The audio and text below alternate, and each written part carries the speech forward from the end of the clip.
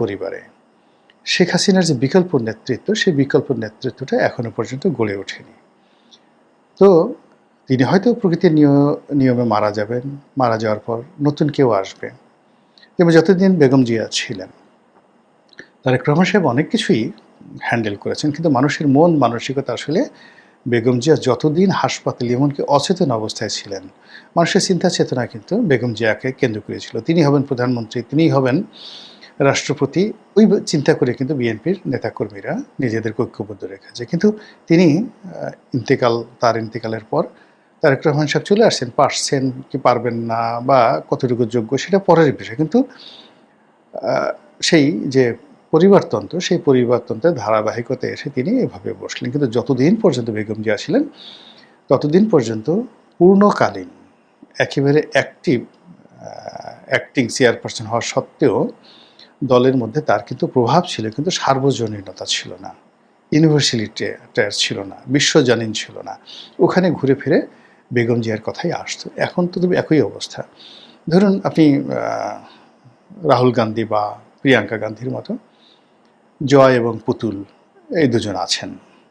পুতুলের বাইরে আপনি শেখ রেহানার যে অংশটা আছে সেটা আপনি ববি ধরেন, রূপন্তী কিংবা টিউলিপ সিদ্দিকী, যাদেরকে ধরেন না কেন, মানে তারা যথেষ্ট মেধাবী, রাজনীতিতে পরিপক্ক এবং বলতে গেলে বাংলাদেশের নেতৃত্ব দেওয়ার মতো সমস্ত প্রজ্ঞা তাদের আছে, কিন্তু তারা ওটাকে নিয়ে বাহাদুরি করা, ফ্রন্ট লাইনে আসা, এই কাজগুলো তারা করছেন না, ইনক্লুডিং রেহানা সহ। তো শেখ হাসিনাকে আমরা চিনি, জয়কে আমরা চিনি, ইভেন শেখ রেহানাকে আমরা চিনি, কিন্তু শেখ রেহানার কোনো বক্তব্য আমরা তাকে নিয়ে সন্দেহ করি, সে এটা করেছে, ওটা করেছে, সে বাংলাদেশে এই অপকর্মের সাথে জড়িত, ওটার সাথে জড়িত, এই শেখ রেহানা গ্রুপ আছে, ইত্যাদি ইত্যাদি, এগুলো আমরা বলি। কিন্তু তার কোনো বক্তব্য, মানে ওই যে সালমান এফ রহমানের সাথে তার একটা টেলিফোনিক কনভারসেশন ছাড়া আপনি এখনও পর্যন্ত তার একটা কর্ম, তার একটা সিগনেচার বা তার ছেলেমেয়ের কোনো একটা ঘটনা আপনি ওইভাবে কালার্ট করতে পারবেন না। তা বোঝার চেষ্টা করুন যে এই পরিবারটি, অর্থাৎ শেখ হাসিনার বোন শেখ রেহানার যে পরিবারটি, তারা একমাত্র তাদের আত্মীয়ের মধ্যে তারেক সিদ্দিকী, কিন্তু তারেক সিদ্দিকী আসলে শেখ রেহানার যতটা না কাছের, তার চেয়ে শেখ হাসিনার স্নেহধন্য ছিলেন। কিন্তু শেখ রেহানার হাজব্যান্ড যদি ধরেন ডাক্তার শফিক সিদ্দিকী সাহেব, ববির কথা ধরেন, তার ছেলের কথা, অন্য মেয়ের কথা ধরেন, স্বয়ং যাকে বলা হয় শেখ রেহানার কথা ধরেন, আপনি গল্প করতে পারবেন, বিভিন্ন অভিযোগ করতে পারবেন, কিন্তু তথ্য প্রমাণ আপনি হাজির করতে পারবেন না। It means politically they are matured, তারা জানে যে কী করে রাজনীতিটা সংযুক্ত রাখতে হয়। অন্যদিকে ধরুন শেখ হাসিনা, এখন শেখ হাসিনার যে দুটি সন্তান সজীব ওয়াজেদ জয়, আমি আগে বেশ কয়েকবার ভিডিওতে বলছি যে সে হার্ভার্ড থেকে গ্রাজুয়েশন করেছেন, আমেরিকাতে পড়াশোনা করেছেন, বঙ্গবন্ধুর নাতি ডক্টর ওয়াজেদের সন্তান। ডক্টর ওয়াজেদ বাংলাদেশে যে কজন ক্ষণজন্মা মেধাবী পুরুষ জন্ম নিয়েছেন, বিজ্ঞানী যাকে বলা হয় বিজ্ঞানী, সেই বিজ্ঞানীদের মধ্যে অন্যতম ব্যক্তি তিনি। ভালো ছাত্র, মেধাবী, পাগলাটে, খ্যাপাটে, সফল, সার্থক, সব কিছু, খেলাধুলা সব কিছু। Doctor Wazed is a unique person. তার পৌরুষজাত সন্তান হলো সজীব ওয়াজেদ। আপনি তাকে যতই পাগল বলেন না কেন, যতই ছাগল বলেন না কেন, কিন্তু গর্বটা কার, মানে ইউট্রাসটা কার, জরায়ু কার, গর্ভাশয় কার, সেগুলো শেখ হাসিনার। তো কাজেই ওই শেখ হাসিনার গর্ভাশয় থেকে তো ছাগল বের হবে না, ওটা শেখ হাসিনার মতোই বের হবে। আবার শেখ হাসিনা কার উরসে? বঙ্গবন্ধুর উরসে। ফলে আপনি গিয়ে দেখুন যে এদের মধ্যে মানে একটা জেনেটিক ফরমেশন আছে। আপনি সজীব ওয়াজেদ জয়ের দিকে তাকালে আপনি ডক্টর ওয়াজেদের চেহারা আপনি দেখতে পাবেন যে হুবহু চেহারা, তার এখনকার ছবি আর তার বাবার ছবি দেখবেন হুবহু চেহারা। আবার শেখ হাসিনাদের দিকে যদি তাকান দেখবেন যে তার চেহারা আর বঙ্গবন্ধুর চেহারা, বেগম মুজিবের চেহারা এক। মানে এরা জেনেটিক্যালি এই ঐতিহ্যটা ধারণ করেছেন। আর যখন ফিজিক্যালি পিতামাতার সঙ্গে সন্তানের একটা মিল থাকে, তখন তাদের মধ্যে একটা মেধার মিল হয়। ফলে আপনি তাকে যতই বলেন না কেন, সজীব ওয়াজেদ জয় বা পুতুলকে, আপনি তাদের মধ্যে তার পিতার, মানে পুতুলের মধ্যেও তার পিতার মেধা আছে, আর যাকে বলা হয় জয়ের মধ্যেও তার পিতার মেধা আছে।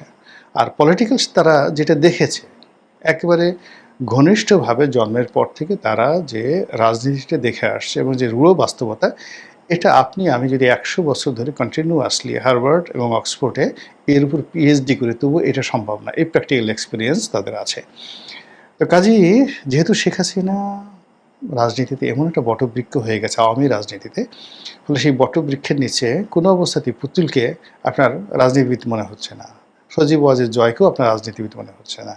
এমনকি দেখেন বেগম জিয়ার যেমন একটা পোর্ট্রেট তৈরি হয়ে গেছে, সেই পোর্ট্রেটের কাছে বা জিয়াউর রহমানের যে পোর্ট্রেট, সেই পোর্ট্রেটের কাছে এই তারেক রহমান সাহেব প্রাণান্ত চেষ্টা করছেন গত ৬ মাস ধরে, কিন্তু কোনো অবস্থাতে বেগম জিয়ার পাশে এখনও মানুষ তাকে বসাতে পারছে না। সময় লাগবে আরও। তো সেই দিক থেকে যেটা হলো যে ঘুরে ফিরে জয়ের যত যোগ্যতা থাকুক, পুতুলের যত যোগ্যতা থাকুক, পুতুল WHOর মানে আঞ্চলিক রিজিওনাল ডিরেক্টর। এটা একটা অকল্পনীয় পদ। আপনি দেখেন তার যে ইংরেজির প্রোনাউন্সিয়েশন, তার যে বক্তব্য, যে কটা বক্তব্য তিনি WHO এর পক্ষ থেকে জাতির সামনে দিয়েছেন, মানে এটা গ্লোবাল, মানে বিশ্বে এত সুন্দর করে ইংরেজিতে জাতিসংঘ বা যে কোনো একটা বিষয়কে রিপ্রেজেন্ট করতে পারে। আমি তো পুতুলের মতো এত সুন্দর বক্তব্য শুনিনি কারো মুখে। আমাদের খলিলুর রহমান সাহেব ভালো ইংরেজি বলেন, লুৎফে সিদ্দিকী ছিল ভালো ইংরেজি বলেন, তারপরে ডক্টর মোহাম্মদ ইউনূসও ভালো ইংরেজি বলেন, কিন্তু পুতুলের ইংরেজির কাছে কি আপনি বাঙালির মুখে এরকম চমৎকার ইংরেজি শুনেছেন কখনো? শুনেননি। কিন্তু শেখ হাসিনার যে ব্যক্তিত্ব, সেই ব্যক্তিত্বের কাছে পুতুলের এই যোগ্যতা কোনো অবস্থাতে ফ্লারিশ হচ্ছে না অ্যাজ এ পলিটিক্যাল পার্সোনালিটি হিসেবে। ফলে যখনই বাংলাদেশের রাজনীতিতে আওয়ামী লীগের নাম আসছে, আওয়ামী লীগের সাথে অপরিহার্যভাবে শেখ হাসিনার নাম চলে আসছে। তো এই যে শেখ হাসিনার নাম চলে আসার কারণে কি হলো, তাকে নিয়ে আমাদের যত গল্প, যত কবিতা, যত উপন্যাস, যত সাহিত্য, যত ভয়, যত আতঙ্ক, যত নিন্দা, সব কিছু নাটক সিনেমা তাকে নিয়ে হচ্ছে। কেন সে বাংলাদেশে আসতে চাচ্ছে? তার কি লজ্জা শরম নেই? আমরা তাকে ধরবো, হ্যান্ডকাপ পরিয়ে আনবো, তাকে আইনের শাসনে অধীন তাকে বিচার করব। কেউ কেউ বলছে তাকে এয়ারপোর্টে ফাঁসিতে লটকানো হবে, কেউ বলছে তাকে এয়ারপোর্ট থেকে এনে তারপর জেলখানাতে ঢুকিয়ে ফাঁসিতে দেওয়া হবে, কেউ বলছেন তাকে পূর্ণ আইনি নিরাপত্তা দেওয়া হবে, কেউ বলছে ধুর ধুর রাখো, সে আসবে না। এখন এই যে আমরা তাকে নিয়ে যত আলোচনা করছি, তিনিও তো পলিটিক্যালি ম্যাচিউরড, মানে 1981 সন থেকে তিনি দলটা পরিচালনা করছেন। চিন্তা করেন, 1981 সন থেকে একটা দলের সভানেত্রী, আর 1975 সনের পর থেকে 81 প্রবাসী থেকে তারেক রহমান সাহেব যেভাবে লন্ডনে থেকে বিএনপি পরিচালনা করছে, তিনিও প্রবাসী থেকে আওয়ামী লীগের যত সব কিংবদন্তির নেতৃত্ব, সেটা মোস্তফা মহসিন মন্টু, ডক্টর কামাল হোসেন, তারপরে আব্দুর রাজ্জাক, তোফায়েল আহমেদ, এরকম সব জায়ান্ট নেতাদেরকে তিনি পরিচালনা করে, কাদের সিদ্দিকী, লতিফ সিদ্দিককে পরিচালনা করে তাদের মাথার উপরে এসে আপন যোগ্যতায় সভানেত্রী হিসেবে ছড়ি ঘোরাচ্ছেন আজকের দিন পর্যন্ত। ফলে বাঙালি রাজনীতির আশা কি, আকাঙ্ক্ষা কি, কে কতটুকু লাভ দিতে পারে, কার কতটুকু ক্ষমতা হতে পারে, ওই প্রধানমন্ত্রীর চেয়ারে বসে তারেক রহমান সাহেব তার কী ক্ষতি করতে পারে, বিরোধী দলের চেয়ারে বসে ডক্টর শফিক তাকে কী ক্ষতি করতে পারে, কী উপকার করতে পারে, এটা পুরোটাই তার জানা আছে। আর এই জানা থাকার কারণে কি হচ্ছে, সে ইচ্ছে মতো খেলছে, ট্রাম্প কার্ড খেলছে, সকালে একরকম, বিকেলে একরকম, ইচ্ছে মতো, মানে ছক্কার পরে ছক্কা সে শুধু মেরে যাচ্ছে। আর শেখ হাসিনা সেই ছক্কা এবং পক্কার কবলে পড়ে আমরা ঘুরে ফিরে বারবার শুধু শেখ হাসিনাতে নিমজ্জিত হচ্ছি। ভারতের রয়ের প্রধান কেন এলো? সে কি শেখ হাসিনাকে বাংলাদেশে দেওয়ার জন্য এলো? এটা নিয়ে আমরা একটা কল্পনার ফানুস তৈরি করছি। আমরা ফানুস তৈরি করছি, ভারত বলার চেষ্টা করছে বা ভারত বলছে যে আমরা কি শেখ হাসিনাকে এমনি এমনি নিয়েছি, তোমরা তো আমাদেরকে হেলিকপ্টারে করে, প্লেনে করে, সামরিক বিমানে করে আমাদের দেশে পাঠিয়েছো, কাজেই তোমরা আবার সামরিক বিমান পাঠাও, ওইভাবে সিকিউরিটি দাও, সেফটি সিকিউরিটি দাও, আমরা শেখ হাসিনাকে তোমাদের কাছে দিয়ে দেবো। এই ধরনের কোনো কথা ভারত বলেনি, কিন্তু আমরা বানিয়ে বানিয়ে এই কথাগুলো কিন্তু বলছি। এবং ভারত থেকে যখনই কোনো লোক আসছে, আমরা বলার চেষ্টা করছি যে ওই যে লোকটা যে আসছে, সে মূলত শেখ হাসিনা বাংলাদেশে কিভাবে আসবে, নিরাপদে থাকবে, এই সমস্ত বিষয়ে আলোচনা করার জন্য সে আসবে। আবার বাংলাদেশ থেকে যখন খলিলুর রহমান সাহেব যাচ্ছেন, অন্য কোনো সরকারি কর্মকর্তা যাচ্ছেন, ইভেন তারেক রহমান সাহেবের যাওয়ার যে পসিবিলিটিস যেটা তৈরি হয়েছে, সেখানেও আমরা কিন্তু একটা কল্পনা ফানুস তৈরি করে ফেলছি যে ওখানে কী করে গেলে মোদি তার হাতটা ধরবে, ধরে গিয়ে তাকে শেখ হাসিনার সঙ্গে হাতে হাত মিলিয়ে দেবে এবং সেখানে আওয়ামী লীগের সাথে, বিএনপির সাথে, শেখ হাসিনার সাথে, তারেক জিয়ার সাথে একটা সম্পর্ক হয়ে যাবে। হায় হায় হায়, কী হবে! এই যে আমাদের একটা কল্পনার ফানুস, এটা মূলত আমাদের আতঙ্ক থেকে, আমাদের ভয় থেকে, আমাদের প্রেম থেকে, আমাদের ভালোবাসা থেকে এই জিনিসগুলো আসে। ২ নম্বর হলো যে, যখন আপনি যেকোনো একটা বিষয়ে ভয় পাবেন, সেটা আপনার জীবনে একবারের জন্য হলেও ঘটবেও। স্বপ্নে হলেও আপনার জন্য ঘটবে। যেটাতে খুব বেশি ভয় পাবেন। যে বিষয়টি আপনি এভয়েড করতে চাইবেন, সেটা আপনার ঘাড়ের উপর পড়বেই। আর যাকে আপনি ভালোবাসবেন, পেতে চাইবেন, তাকে বাস্তবে না পেলেও স্বপ্নে আপনি তাকে পাবেনই। কাজে এই যে শেখ হাসিনাকে নিয়ে আমরা যে যার অবস্থান থেকে মাতামাতি করছি, it's mean it means she has a brand value, এবং তার সেই ব্র্যান্ড ভ্যালুকে এখনো পর্যন্ত বাংলাদেশে অন্য কেউ অতিক্রম তো দূরের কথা, ধারের কাছে যেতে পারেনি। একমাত্র বেগম জিয়া ছিলেন। তো কাজে এখন যারা আছেন, সেটা ডক্টর শফিক বলেন, তারেক রহমান সাহেব বলেন, বা অন্য যারা আছেন, চরমোনাই পীর সাহেব বলেন, আপনি দেখেন তো একপাশে শেখ হাসিনা চেয়ারে বসে আছে, বাকি নেতারা মঞ্চে বসে আছে। ইভেন তারেক রহমান প্রধানমন্ত্রী, আর শেখ হাসিনা কিছুই না। শেখ হাসিনা বসে আছে মঞ্চে, একেবারে ওই যে আপনি দেখবেন বুড়ি, যেভাবে এখন তাকে পোর্ট্রেট আঁকা হয়েছে, ক্যান্সার হয়ে গেছে, মরে গেছে, ভিক্ষা করতেছে রাস্তায়, এরকম অনেকগুলো ছবি টবি আপনারা প্রচার করছেন। ওইরকমই একজন বুড়ি বা ভিক্ষুককে খালি শেখ হাসিনার মুখটা সহ চেয়ারে বসায় দেন, তার পাশে ডক্টর ইউনূসকে বসায় দেন, সঙ্গে সঙ্গে উইদিন 1 মিনিটে ডায়রিয়া হয়ে যাবে। কাপড় চোপড় চেয়ার সবগুলো নষ্ট করবে। এবং এটা দেখেন, মানে মানুষের প্রেশারে এবং উচ্চতায় যে কী অবস্থা। আপনি ধরেন 10 দিন আপনার কোষ্ঠকাঠিন্য, এই 10 দিন কোষ্ঠকাঠিন্য নিয়ে আপনি পাহাড়ে উঠেন, পাহাড়ে উঠে আপনি আপনার সামর্থ্যের বাইরে পানি খাওয়া ছাড়া, সুগার ছাড়া আপনি পাহাড়ে উঠেন, আপনি দেখুন মুহূর্তের মধ্যে আপনার ডিহাইড্রেশন হয়ে গেছে, একেবারে যেটাকে বলা দাস্ত, জোলাপ, ডায়রিয়া, হাগা হয়ে যাবে, কাপড় চোপড় সব হয়ে যাবে। তো এইরকম শরীর যখন কোনো ভার বহন করতে পারে না, মন যখন কোনো আতঙ্ককে আর ধারণ করতে পারে না, মস্তিষ্ক যখন কোনো ভয়কে ধারণ করতে পারে না, তখন তার শরীরের মধ্যে, পেটের মধ্যে যত আবর্জনা আছে, দেখবেন যে আমরা ভয় পেলে আমাদের নাক দিয়ে সর্দি বের হয়ে যায়, কথা বলতে গিয়ে আবেগ উত্তেজনায় অনেক সময় কফ বের হয়ে যায়। 1 সপ্তাহের মধ্যে আপনি কাশেন নাই, কিন্তু সেদিন আপনার কাশি বের হবে। আনন্দে মানুষ হাসতে হাসতে চোখের পানি, নাকের পানি এক করে ফেলে। মসজিদে নামাজ পড়তে যান, ছোট পিছনে বাচ্চা ছেলে একটা একটু দুষ্টামি করতেছে, হাসি দিচ্ছে, আপনি বুড়া মানুষ, 80 বছর, আপনাকে ওই দিন হাসতে হবেই, কুটকুট করে হাসতে হবে। আবার হেসে ওই যে আপনি যে হাসছেন, এটা এসে আবার আপনার স্ত্রীর কাছে বলতে হবে। এই হলো হিউম্যান সাইকোলজি। কাজে শেখ হাসিনাকে নিয়ে আমাদের যে সাইকোলজি রয়েছে, সেই সাইকোলজির বাইরে যতদিন না পর্যন্ত আমরা যেতে না, অভাবের তাড়নায় মানুষ সব কিছু করে, নিজের স্ত্রীকে বিক্রি করে, সন্তানকে বিক্রি করে, নিজের কিডনি, হার্টের বাল্ব, রক্ত থেকে শুরু করে এমনকি জীবনটা পর্যন্ত বিক্রি করে দেয়। এই হলো অর্থ। কাজেই একটা রাষ্ট্রের অর্থ এতটা গুরুত্বপূর্ণ যে এই অর্থের জন্য কখনো কখনো কোনো রাষ্ট্র পাগল হয়ে যায়, রাজা নিজের জীবন বাজি ধরে অন্য রাষ্ট্র আক্রমণ করে কেবলমাত্র সেই রাষ্ট্রের ধনসম্পদ লুণ্ঠন করার জন্য। ধরুন সুলতান মাহমুদ 17 বার গজনি থেকে ভারতবর্ষ এসেছেন এবং আক্রমণ করেছেন। তার উদ্দেশ্য ছিল লুণ্ঠন করা, এদেশের ধনসম্পদ লুণ্ঠন করা। তো এই যে তার গজনি, তার হীরাত, তার কান্দাহার, এ সকল শহরের জন্য তিনি যে ভারত থেকে ধনসম্পদ নিয়ে গেছেন, এই কাজ করতে গিয়ে তিনি মারাও যেতে পারতেন। এখন ডোনাল্ড ট্রাম্প যে যুদ্ধ করছেন, মূল কারণ অর্থনীতি। ইয়ামেনে যে যুদ্ধ চালাচ্ছে সৌদি আরব, মূল কারণ অর্থনীতি। আপনি যদি ইউক্রেন এবং রাশিয়ার যুদ্ধ ধরেন, সেটাও কিন্তু অর্থনীতি। কাজে আমরা ওই সকল দেশে যে অর্থনৈতিক সংকটগুলো রয়েছে, ইরানের যে সংকট, আমেরিকার যে সংকট, তার চেয়ে 1000 গুণ সংকট নিয়ে আমরা যদি নিশ্চিন্তে ঘুমাই, সতর্ক না হই, যার যার অবস্থা থেকে যদি নিজেদেরকে যে সম্ভাব্য পরিস্থিতি, সেই পরিস্থিতির জন্য প্রস্তুত না করি, তাহলে প্রলয় থেমে থাকবে না। সবার আগে বলি যে আমাদের অর্থনীতির দুটো ধারা আছে, একটি হলো সামষ্টিক, আর একটি হলো ব্যষ্টিক।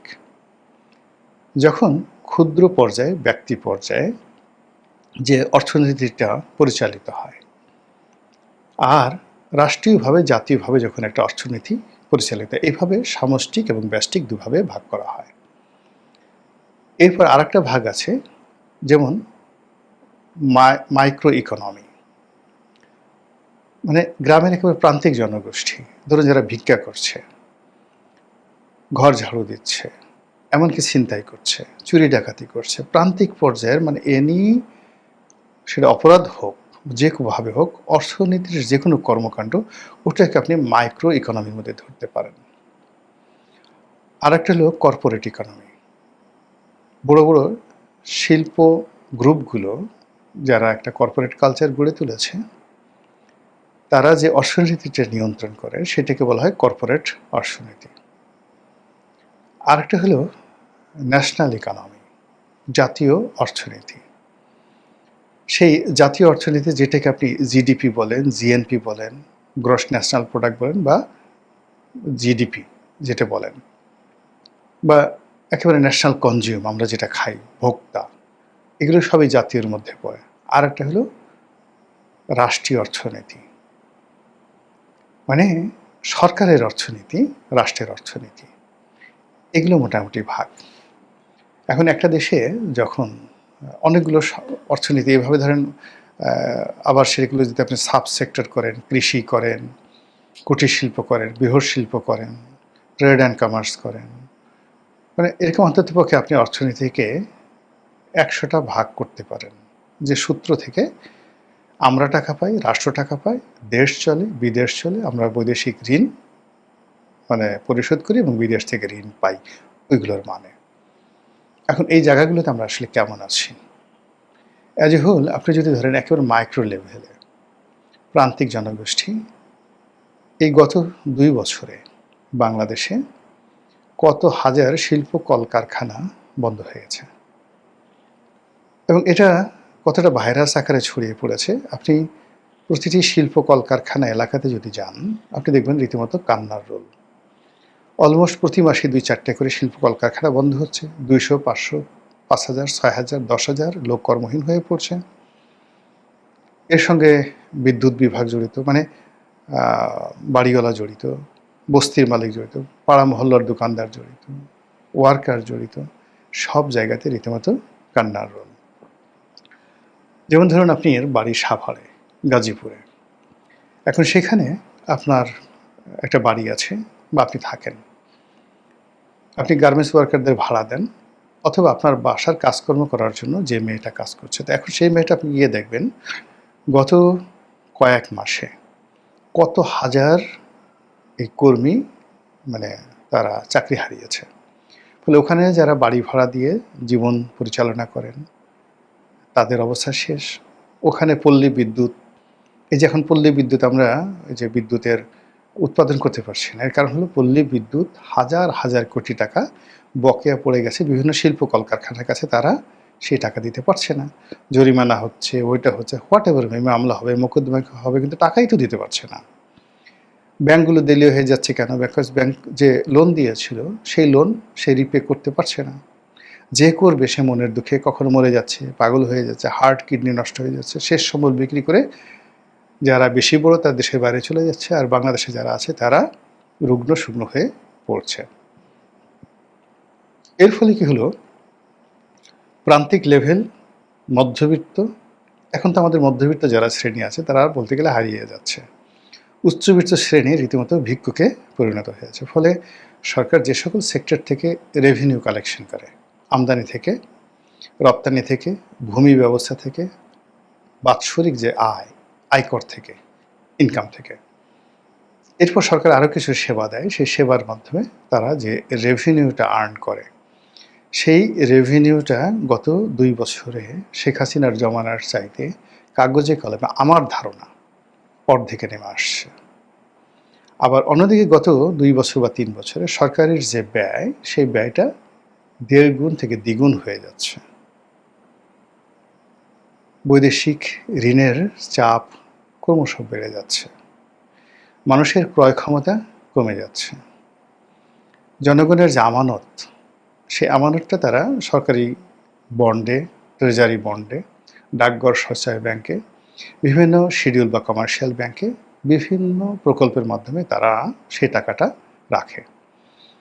এখানে যে কী পরিমাণ ধস নেমেছে, অনেকগুলো ব্যাংক না হলেও ৩ থেকে ৪ লক্ষ কোটি টাকার আমানত তারা ফেরত দিতে পারছে না, সুদ দিতে পারছে না, মুনাফা দিতে পারছে না, আসল টাকা দিতে পারছে না, এবং অনেক মানুষ তার জীবনের শেষ সম্বল, এমনকি দেখা গেল যে প্রাইভেট ব্যাংক থেকে সে সরকারি সঞ্চয়পত্র কিনেছে, সেই সরকারি সঞ্চয়পত্রের যে ভাঙাবে বা সেই সুদটা নেবে, এটাও পারছে না প্রাইভেট ব্যাংকের ওই দেউলিয়াত্বে পড়ার কারণে।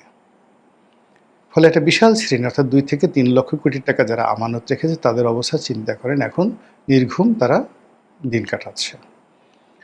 সরকারের যে বড় বড় কয়েকটা ব্যাংক আছে, একমাত্র সোনালী ব্যাংক ছাড়া রূপালী, জনতা, অগ্রণী, এর মধ্যে জনতা ব্যাংক সবচেয়ে খারাপ অবস্থার মধ্যে আছে। সরকার এগুলোকে বাঁচিয়ে রেখেছে সাবসিডিজ দিয়ে, কিন্তু আপনি কতদিন, এই নতুন সরকার আসছে, বারবার ট্রেড অ্যান্ড কমার্স করে জনগণের উপর করের বোঝা চাপিয়ে আয় বাড়ানোর চেষ্টা করছে, কিন্তু এটা হয়তো ১ মাস, ২ মাস, ৩ মাস, কিন্তু একটা জেনারেল যে ইনকাম গ্রোথ হবে, সেই ইনকাম গ্রোথের কোনো ব্যবস্থা বাংলাদেশে নেই। ফলে কি হলো, সরকার রীতিমতো পাগল হয়ে যাচ্ছে বা আরও পাগল হবে টাকার জন্য। এখন হয়তো স্থানীয় ব্যাংক ব্যবস্থা থেকে লোন নিয়ে মুদ্রা ছাপিয়ে, বাংলাদেশ ব্যাংক নতুন মুদ্রা ছাপিয়ে সরকারকে সাপোর্ট দেবে। এর ফলে মূল্যস্ফীতি বাড়বে, মুদ্রাস্ফীতি বাড়বে, টাকার মূল্য কমে যাবে। যে সকল দেশে মানে এইভাবে টাকা, যেমন ইরানে এই ঘটনাটা ঘটেছে যুদ্ধের আগে, যে সেখানে দেখা গেল যে এর আগে কোরিয়াতে হয়েছিল, ব্যাংককে হয়েছিল, সিঙ্গাপুর হয়েছিল, এরকম যখন মূল্যস্ফীতি হয় এবং মুদ্রাস্ফীতি হয়, অর্থাৎ জিনিসপত্রের দাম বেড়ে যায় আর টাকার ভ্যালু কমে যায়, তখন আজকে একটা ইলিশ মাছ আপনি ধরুন, গত বছর যে ইলিশ মাছ আপনি কিনেছেন, কেজি ১ কেজি ওজনের একটা ইলিশ মাছ ১৭০০ টাকা করে গত বছর ২০২৫ সনে। ২৬ সনে এসে এখন ১ কেজি ওজনের একটা ইলিশ মাছ কিনতে আপনাকে ৩,০০০ টাকা লাগছে, তাও আপনি পাচ্ছেন না। হোয়াট ডাজ ইট মিনস, যে আপনার টাকার মূল্য অর্ধেক হয়ে গেছে। ২ নম্বর হলো যে গত বছর যে কজন মানুষ ইলিশ মাছ খেতে পারতো, এই বছর সেটা পারছে না। তো এই যে মানুষের কনজিউম কমে যাচ্ছে, মানুষ কম খেতে পারছে, ফলে তার চিন্তা কমে যাচ্ছে, শ্রমশক্তি কমে যাচ্ছে, স্বপ্ন কমে যাচ্ছে এবং বিনিয়োগ কমে যাচ্ছে। গত একটা বছরে আমি নিজে অন্ততপক্ষে ২০ থেকে ২৫ জন যারা আমার সঙ্গে ব্যবসা বাণিজ্যে সম্পৃক্ত, যাদেরকে আমি গত ১০ বছর যাবৎ চিনি, কখনোই তারা লেনদেনে এদিক ওদিক করেনি। সেই মানুষগুলো এখন পালিয়ে বেড়াচ্ছে, টাকা দিতে পারছে না, যে যার অবস্থানে রীতিমতো দেউলিয়া হয়ে পড়েছে। ঢাকা শহরে যারা বাড়ি ভাড়া দিয়ে খান, তারা বুঝতে পারছেন যে কত ধানে কত চাল।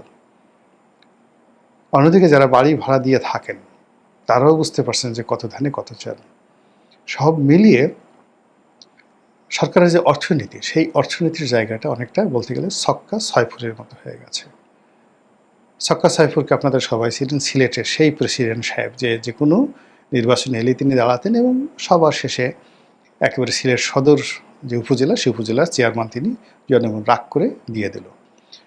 তিনি মূলত একজন ঠেলাগাড়ি, তার ২টো ঠেলাগাড়ি ছিল, সেই ঠেলাগাড়ি তিনি ভাড়া দিয়ে চালাতেন এবং মজার মজার কথাবার্তা বলতেন, কিন্তু কাজের কাজ, মানে এখন এই যুগে আমরা যাদেরকে নিয়ে ট্রল করি, ওইরকমই একজন, এখন যেমন ১০ জন ট্রল করা ব্যক্তি আছে, ওই সময়টাতে সারা বাংলাদেশে হয়তো ছক্কা ছয়ফুর একজন ছিলেন। এখন আমাদের টোটাল অর্থনীতিটা ঠিক ওইরকম একটা ছক্কা ছয়ফুর পর্যায়ে চলে গেছে। আমাদেরকে ওয়ার্ল্ড ব্যাংক, IMF তারা ঋণ দিতে চাচ্ছে না। আবার ওদিকে IMF, ওয়ার্ল্ড ব্যাংক, আগের সরকারের আমলে আমরা যে একটা মধ্যবিত্ত রাষ্ট্র, মিডল ইনকাম জেনারেটিং কান্ট্রিতে পরিণত হয়ে যাচ্ছিলাম। এখন সেই জায়গাতে আমরা চাচ্ছি যে না, আমরা এখন ওই জায়গাতে নয়, আমরা এখনও মানে নিম্নবিত্ত বা LDC, লেস ডেভেলপমেন্ট কান্ট্রিসে আমরা থাকবো, যাতে আমরা ট্যাক্স বেনিফিট পাই। তো এইভাবে আসলে অর্থনীতির টানাটানি। অন্যদিকে সরকারে যারা আসছে, বেশিরভাগ লোক যেহেতু অর্থনীতির সাথে সম্পৃক্ত নয়, ভালো কোনো ব্যবসা বাণিজ্যের সাথে সম্পৃক্ত নয়, এই অর্থনীতিটার যে চাকা, সেই চাকাটা ঠিকমতো তারা যে হ্যান্ডেল করবে বা বুঝবে, এরকম অভিজ্ঞতা সরকারের মধ্যে খুব অল্প মানুষের আছে। ফলে কি হলো, তারা মনে করছে যে এই রাষ্ট্র একটা যাকে বলা হয় রত্নভাণ্ডার, এখানে শুধু ঝাঁকি দিলেই সোনা রূপা হীরা মণি মুক্তা জহরত বের হবে। ফলে এই সরকারের অল্প সময় বা আগের সরকারের অল্প সময় মানে ১৫-২ বছর বেশিরভাগ মানুষ তারা যার যার অবস্থানে দুর্নীতি করার চেষ্টা করেছে। ফলে একেবারে একটা ক্যান্সারের যে রোগী, তার দেহে সর্বশেষ যতটুকু অস্থি মজ্জা আছে সেটা যখন শুষে নেওয়া হয়, তখন তার অবস্থা যা হয়, আমাদের এই দেশের অর্থনীতির উপর এখন ঘুষ, দুর্নীতি, চাঁদাবাজি, ছিনতাই, রাহাজানি এই জিনিসগুলো এতটা চাপ প্রয়োগ করছে যে আমাদের হৃদস্পন্দন বন্ধ হয়ে যাচ্ছে। এরকম একটা পরিস্থিতিতে কি হয়, ম্যালথাসের সূত্র কি বলে, কিংবা আমাদের এই দেশের নেক্সট পরিণতিটা কি, এই ব্যাপারে ওয়ার্ল্ড ব্যাংক ধরেন 2024 সনে 23 সনে কি ফোকাস দিয়েছিল যে আমরা কোথায় যাচ্ছি। মনে আছে যে স্বয়ং প্রধানমন্ত্রী, সাবেক প্রধানমন্ত্রী শেখ হাসিনা বলেছিলেন যে আমরা একটা দুর্ভিক্ষের মুখোমুখি হতে চলেছি। এটা 2024 সনে তিনি জানুয়ারি ফেব্রুয়ারি মাসে এই কথা বলেছিলেন। এর কারণ হলো 2023 সনে এরকম একটা দুর্ভিক্ষের ব্যাপারে কিন্তু ফোকাস করা হয়েছিল। আর যখন দুর্ভিক্ষ হয় তখন সেখানে সামাজিক অপরাধ মারাত্মকভাবে বেড়ে যায়, আরও হাজার রকম সমস্যা বেড়ে যায়। তো সেই সমস্যাগুলো এখন চারিদিক থেকে যেভাবে কিলবিল হচ্ছেন, টেলিফোন করে তাদেরকে গালাগাল করা হচ্ছে, অনেক জায়গাতে বিদ্যুৎ অফিসগুলোতে হামলা করার চেষ্টা করা হচ্ছে, এবং বিদ্যুৎ বিভাগের বিভিন্ন লোককে টেলিফোন করে ডেকে নিয়ে তাদেরকে বেঁধে রাখা হচ্ছে, আটকে রাখা হচ্ছে উইদিন দ্য অর্গানোগ্রাম। অর্থাৎ বিদ্যুৎ বিভাগের কর্মকর্তাদের মধ্যে ধরেন general manager, DGM, AGM, operator, lineman, তাদের মধ্যে সম্পর্ক নষ্ট হয়ে যাচ্ছে। জনগণকে সামাল দেওয়ার জন্য দেখা যাচ্ছে যে তারা বিভিন্ন তথ্যপত্র গোপন রাখছে, এবং বেশ কয়েকজন সিনিয়র কর্মকর্তার বিদ্যুৎ বিভাগে তাদের যে বক্তব্যগুলো সেগুলো ইন্টারনালি, যে সকল বক্তব্যগুলো টেলিফোনে হয়েছে সেই বক্তব্যগুলো এখন রীতিমতো ইন্টারনেটে ভাইরাল। তো সেখানে লোডশেডিং হচ্ছে, কিন্তু জনগণকে বলা হচ্ছে যে না, লোডশেডিং হচ্ছে না, ছোট্ট একটা প্রবলেম হচ্ছে, এখনই সমাধান হয়ে যাচ্ছে, লাইন কিছুক্ষণের মধ্যে চালু করে দিচ্ছি। এই যে লুকোচুরির যে বিষয়টি, এই বিষয়টি এখন ওপেন সিক্রেট হয়ে গেছে। এই গেল এক।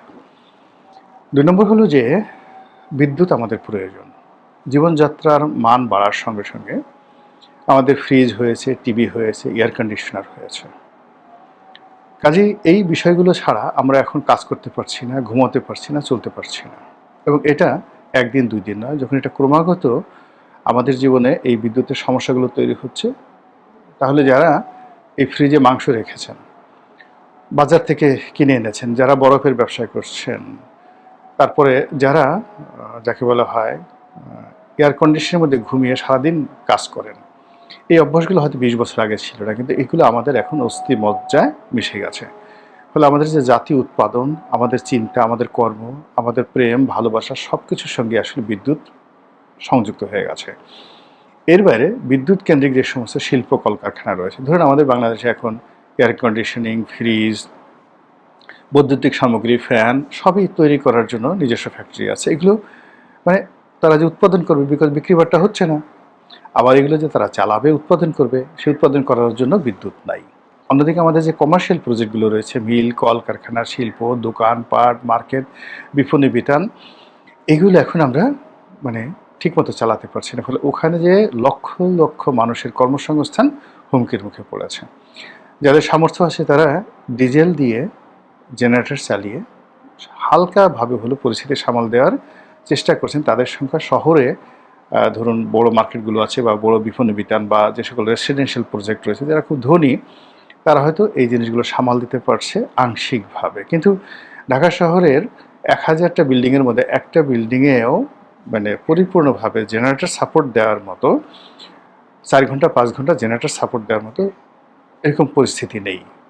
অর্থাৎ আধুনিক কিছু বিল্ডিংয়ে তারা সেখানে হয়তো বড় জেনারেটর তৈরি করেছে, কিন্তু বেশিরভাগ বিল্ডিংয়ে দেখা গেল আইপিএসে চলছে, সোলারে চলছে, বা জেনারেটর দিয়ে চালানো হচ্ছে একটা বাল্ব, একটা লাইট, একটা ফ্যান এবং লিফট চালানোর জন্য। ফলে পুরো শহরে যেখানে লোডশেডিং হচ্ছে, সেখানে গ্রামে বা জেলা শহরগুলোতে যা কিছু হচ্ছে, সেখানে একটা রীতিমতো জাতীয় ফ্রাস্ট্রেশন তৈরি হয়ে গেছে। এই কষ্ট, এই দুঃখ, এই বেদনা সরকারে যারা আছেন তাদের অন্তরের অন্তঃস্থল থেকে এটা বুঝতে হবে, অনুধাবন করতে হবে। আপনি আমার আত্মীয় মারা গেছেন বা আমার বাবা মারা গেছেন, এখন আমি এই কষ্ট আমি ভুলতে পারবো না। এখন আমি কাঁদছি, আমি কষ্ট পাচ্ছি, কিন্তু আমার বাবার সঙ্গে আপনার একটা লেনদেন ছিল, শত্রুতা ছিল। আপনি এসে বলেন যে মরছে ভালো হয়েছে, শয়তানটা জাহান্নামে যাক। আমার কান্না বন্ধ করে আমার প্রথম কাজ হবে আপনার মাথায় একটা বাড়ি দেওয়া, এবং এই ঘটনা কোনো পাগলও করে না। এখন বাংলাদেশের যে সমস্যাগুলো হচ্ছে, প্রথম হলো এই সমস্যাগুলো স্বীকার করে নেওয়া, জনগণের প্রতি সহানুভূতি প্রকাশ করা, এবং যারা খুব ভালো কথা বলতে পারে, মানুষকে মোটিভেট করতে পারে।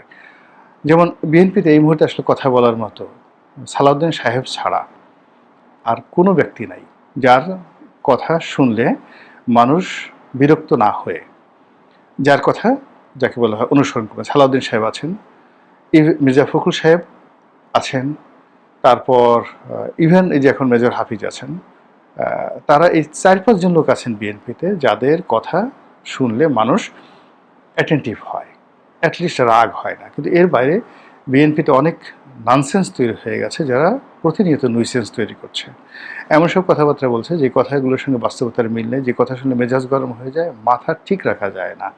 তো সেই কথাগুলো যেন এই মুহূর্তে বলা না হয়, এটি হলো একটা প্রথম বিষয়। দ্বিতীয় যে বিষয়টি হলো, স্বয়ং প্রধানমন্ত্রী থেকে শুরু করে যারা বিদ্যুৎ মন্ত্রী আছেন, বিদ্যুৎ বিভাগের দায়িত্বপ্রাপ্ত লোকজন ছাড়াও সরকার অন্য গুরুত্বপূর্ণ যে সকল মুখপাত্র আছেন, এগুলো মানে এদের অনেকেই জনপ্রিয়তা হারিয়ে ফেলেছেন। এদের সবারই এক একটা করে কারো নাম চাটা, কারো নাম পাঠা, কারো নাম ঠাটা, এরকম আলটিমেটলি বাজে বাজে নাম হয়ে গেছে।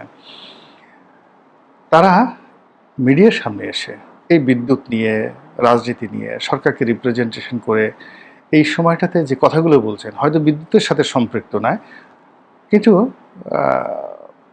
মুক্তিযুদ্ধের সাথে সম্পৃক্ত। মুক্তিযুদ্ধের সাথে সম্পৃক্ত নয়, কিন্তু দেখা গেল যে ব্যাংকিং ব্যবস্থার সাথে সম্পৃক্ত। মানে যেহেতু আমাদের আরও 10টা সমস্যা আছে, আমার হাতে ফোড়া হয়েছে, তো আমি ফোড়ার যন্ত্রণায় কাতরাচ্ছি, ওই সময় যদি আপনি এসে ফোড়ার উপর একটা সুড়সুড়ি দেন, মেজাজটা কেমন লাগে? তো এরকম আসলে এই মুহূর্তে সরকারের নির্দিষ্ট যারা ব্যক্তি কথা বলতে পারেন সাজিয়ে গুছিয়ে, কেবলমাত্র তাদেরই কথা বলা উচিত। খলিলুর রহমান সাহেব, যিনি পররাষ্ট্রমন্ত্রী আছেন, আসলেই ভালো কথা বলেন, খুব স্মার্টলি বোল্ডলি কথাবার্তা বলেন। তারপরে যেটা বললাম, সালাউদ্দিন সাহেব খুব ভালো কথা বলেন। ইভেন আন্দালিব রহমান পার্থ, তিনি বিএনপির নন, কিন্তু এই মুহূর্তে যদি সরকার জনগণকে মোকাবেলা করার জন্য, পাবলিক পারসেপশন তৈরি করার জন্য তাদেরকে কথা বলার জন্য সামনে এগিয়ে দেয়, প্রিয় মুখ, এই প্রিয় মুখগুলো কথা বলতে পারে। ওই যে আরেকটা ভদ্রমহিলা আছেন এখন সংসদ সদস্য, ফারজানা পুতুল, মহিলা শিশু বিষয়ক, প্রিয় মুখ, চমৎকার কথা বলেন, গুছিয়ে কথা বলেন, রাগ হন না, স্মিত হাস্যে কথাবার্তা বলেন। কিন্তু এরকম মানে বিএনপির মধ্যে আছে। ইভেন বিদ্যুৎ প্রতিমন্ত্রী অমিত আছেন, যিনি আর কি তরিকুল ভাইয়ের ছেলে, অমিতও ভালো কথা বলেন, চমৎকার কথা বলেন। নোমান সাহেবের ছেলে ভালো কথা বলেন। তো যারা যারা দলের মধ্যে খুব ভালো কথা বলেন, যাদের কথা মানুষ শুনবে, অ্যাটেন্টিভ আছে, তাদেরকে সামনে না এনে যদি ঘাড়টামি করা হয়, যাদের কথা শুনলে মেজাজ গরম হয়ে যায়, মনে হয় যে ধৈর্যের বাঁধ ভেঙে যায়, তাদেরকে দিয়ে কথা বলানো যাবে না। তাদেরকে এই মুহূর্তে কথা বন্ধ করাতে হবে, তাদেরকে দিয়ে, আদারওয়াইজ কোনো পরিস্থিতি নিয়ন্ত্রণ করা যাবে না। ধরুন আজকের এই সমস্যাটা তো একদিনে হয়নি, এটা তো সত্য কথা। আমাদের চাহিদাটাও একদিনে হয়নি, আমাদের সমস্যাগুলো একদিনের নয়, এই বাস্তবতা সবাই বুঝি। কিন্তু যদি কেউ বলে যে 16 বছরে এই সমস্যা হয়েছে, 16 বছরে যে সমস্যা আওয়ামী লীগ জমানাতে হয়েছে, আমরা 16 মাসে এই সমস্যার সমাধান করতে পারবো না, এই কথা শুনলে মানুষ যদি বলে যে বেটা 16 বছর আওয়ামী লীগ চালিয়েছে, তখন তো আমরা এই সমস্যাগুলো দেখিনি, আর তারা যাওয়ার সঙ্গে সঙ্গে সব সমস্যা একেবারে তোমার মাথার উপরে এসে ভেঙে পড়েছে, তাহলে কি উত্তর দেবেন বলেন তো? আওয়ামী লীগের জমানাতে আমরা শুনেছি চুরি হয়েছে, দেখেছি, সব কিছু হয়েছে, কিন্তু সমস্যা তো হয়নি। মানুষজন তো ইন ডিটেলসে যাবে না, কত টাকা চুরি হয়েছে, কোন প্ল্যান থেকে কত টাকা মেরেছে, কত টাকা বিদেশে পাচার হয়েছে, এটা মানুষ যখন স্বাভাবিক থাকে, মানে আপনি এখন বিদ্যুৎ প্রকল্প স্বাভাবিক করে দেন, সব কিছু করে দেন, তখন মানুষ এগুলো নিয়ে চিন্তা ভাবনা করবে। যখন ক্রাইসিস শুরু হয়ে যায়, তখন বলে যে ওইটাই ভালো ছিল, সোর্স ছিল তাও ভালো ছিল। আমাদের তো এইভাবে নির্ঘুম রাত কাটাতে হয় নাই। কাজেই এই বাস্তবতাগুলো বুঝতে হবে। দ্বিতীয় যে বিষয়টি সেটি হলো কোনো নেতা কখনোই দায়ভার অন্যের ঘাড়ে চাপায় না, কখনোই অন্যকে ব্লেম করে না। সে শুধু বলে যে আমার এই সমস্যাগুলো আছে, এই সমস্যা জেনে আমি দায়িত্ব গ্রহণ করেছি, আমি এই সমস্যাগুলো সমাধান করব এভাবে। দিস ইজ মাই প্ল্যান, এটা আমার পরিকল্পনা। এই গেল এক। ২ নম্বর হলো যে আমি এমনি ক্ষমতা নিয়েছি না বুঝে, কিন্তু আমি দেখছি যে আমার এই সমস্যা সমাধান করার কোনো যোগ্যতা নেই। I cannot do it. আমি এটা চালাতে পারবো না। অতএব আসসালামু আলাইকুম। আহলান ওয়া সাহলান না বলে বললেন আলবিদা, চলে গেলাম। এটা হলো পৃথিবীর বড় রাষ্ট্রনায়কদের কর্মকাণ্ড। আচ্ছা, নেলসন ম্যান্ডেলা যে ৫ বছর রাষ্ট্র চালালেন, সে এমবিকে ক্ষমতা না দিয়ে নিজে তো থাকতে পারতেন, কেন তিনি চলে গেলেন? এটা নিয়ে আপনার গবেষণা করতে ইচ্ছা করে না? অথবা রবার্ট মুগাবে, জিম্বাবুয়ের, তিনি ক্ষমতা গ্রহণ করার পরে যার কাছ থেকে ক্ষমতা নিলেন সেই মানুষটি ৫০,০০০, অর্থাৎ শেখ হাসিনাকে বলা হয় যে সে ১৪০০ মানুষকে মেরে ফেলেছে। জিম্বাবুয়েতে এই ক্ষমতার যে পালাবদলটা হলো, তার ঠিক কয়েক মাসের মধ্যে ৫০,০০০ জিম্বাবুয়ের নাগরিককে মেরে ফেলেছিল সাবেক সরকার। অথচ রবার্ট মুগাবে ক্ষমতায় এসে রিকনসিলিয়েশন করে সেই লোকটিকে, অর্থাৎ যে মেরেছিল সাবেক সরকার, তাকে স্বাধীন করে দিলেন, জেলেও নিলেন না, এবং বললেন যে আমি এরকম একটা সুশাসন প্রতিষ্ঠা করব যে তুমি এই শহরে নিরাপদে ঘুরতে পারবে, একটা লোক তোমাকে টু শব্দ করবে না এবং একটা লোক বাজে শব্দ উচ্চারণ করবে না। সেই আগে যারা কলোনির মানে হোয়াইট চামড়ার মানুষ ছিল দক্ষিণ আফ্রিকার মতো, যারা জিম্বাবুয়েকে দীর্ঘদিন ধরে শাসন করত। তো এই বক্তব্য যখন তিনি বলছিলেন, জাতিসংঘে বলছিলেন রবার্ট মুগাবে, যে আমি আমার দেশে এই কাজগুলো করেছি, আমি ক্ষমতা গ্রহণ করে যে লোক আমার দলের দেশের মানুষের মধ্য থেকে খুঁজে ৫০,০০০ নেতৃবৃন্দ, সাধারণ জনতা নয়, যাদেরকে গুলি করে মেরেছে, তাকে আমি স্বাধীন করে দিয়েছি, এবং সে বুক ফুলিয়ে জিম্বাবুয়ের এই প্রান্ত থেকে ওই প্রান্ত পর্যন্ত ঘোরাফেরা করেছে, তার একটা ট্রু শব্দ শুনতে হয়নি, এবং একটা মানুষ কোনোদিন তাকে একটা ঢিল ছোড়া তো দূরের কথা, মুখ দিয়ে একটা বাজে শব্দ উচ্চারণ করেনি। এই কাজ কি ইউরোপ করতে পারবে? এবং এই কারণে কি হচ্ছে, যখনই জিম্বাবুয়ের নাম চলে আসছে তখন রবার্ট মুগাবের নাম চলে আসছে। যখন রবার্ট মুগাবের নাম চলে আসছে এবং তিনি যখন জাতিসংঘের ডায়াসে বসে সেই আমেরিকার প্রেসিডেন্টদেরকে গালাগালি করেন, আমেরিকা চুপ হয়ে থাকতে হয়, ডেভিড ক্যামেরনকে চুপ হয়ে থাকতে হয়, ব্রিটেনকে চুপ হয়ে থাকতে হয়, বিকজ ওই ধরনের সফলতা, নেতৃত্বের গুণাবলী তাদের মধ্যে রয়েছে। এখন দেখেন পল কাগামে যে কাজগুলো করছে রুয়ান্ডাতে, এখন যেভাবে আপনার বুর্কিনা ফাসোতে যে কাজগুলো করছে ইব্রাহিম তারোরে, কিংবা ইভেন উগান্ডাতে যে মুসুভেনি এখন প্রেসিডেন্ট, যেভাবে সমাজকে নিয়ন্ত্রণ করছেন, রাষ্ট্রকে নিয়ন্ত্রণ করছেন, সবাইকে হ্যাপি রাখছেন, ফলে ইউরোপ তাদের সাথে কথা বলতে পারে না। এর আগে যখন ইউরোপিয়ান কলোনিগুলো ছিল তারা এটা পারেনি। তো কাজে এখন বর্তমান সরকারকে এই সমস্ত, যে অতীতে ডক্টর ইউনূস কী করলেন, আওয়ামী লীগ কী করলেন, এমনকি আগের জমানাতে তারা কী করলেন, এগুলো নিয়ে খোঁটা দেওয়া, স্মরণ করা, এগুলো সরকারের জন্য ভালো ফলাফল বয়ে নিয়ে আসবে না। বিশেষ করে এই বিদ্যুতের এই ক্রাইসিস মোমেন্টে বিদ্যুৎ মন্ত্রী জনাব ইকবাল হাসান মাহমুদ আমার সাথে খুব ভালো সম্পর্ক, কিন্তু তিনি যে সকল কথাবার্তা বলছেন সেই কথাগুলো জনগণ নিতে পারছেন না। তখন বিগত সরকারের সময়টাতে যখন বিদ্যুৎ নিয়ে নানা রকম তেলেসমাতি হয়েছে, বিদ্যুৎ নিয়ে দুর্নীতির ব্যাপারে তাকে, তারেক রহমান সাহেবকে, হাওয়া ভবনকে, খাম্বাকে যেভাবে মানুষ গালাগালি করেছে, এখন এই সময়ের প্রেক্ষাপটে তারই নেতৃত্বে যদি আবার একই ঘটনা ঘটে, তাহলে জনগণ কি করে নিজেদেরকে সামাল দেবে?